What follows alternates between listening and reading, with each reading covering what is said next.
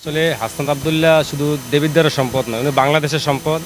এবং স্বাধীনতার পরে কুমিল্লা কোনো বাঘ জন্ম হলেই হাসনাত আবদুল্লাহ প্রথম, স্বাধীনতার পরবর্তীতে।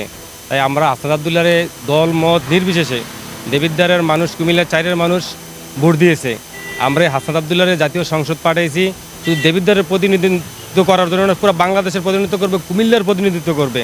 এবং এই হাসনাত আবদুল্লাহ দেবিদ্বারে একটা মডেল দেবিদ্বার হিসাবে এদেশের দলমত নির্বিশেষে সবার কাছে উপহার দেবে। আমরা হাসান আবদুল্লাহর মধ্যে যেমন প্রতিহিংসা নাই, তারপর আমরা ওনাদের কর্মী হয়ে আমাদের মধ্যে কোনো প্রতিহিংসা নাই। আমরা সবাই মিলে দেবিদ্বার করব, সবাই মিলে দেশ গড়ব। দেশ থেকে দুর্নীতিমুক্ত, সাদামুক্ত একটা সুন্দর দেশ উপহার আমরা চাই। আমরা চাই সবাই মিলেমিশে থাকতে। যে কারণে 5 আগস্ট আন্দোলন হয়েছিল, ওই 5 আগস্টের আশাকে নিয়ে আমরা আগামী বাংলাদেশ সাজাতে চাই এবং দেবিদ্বার সাজাতে চাই।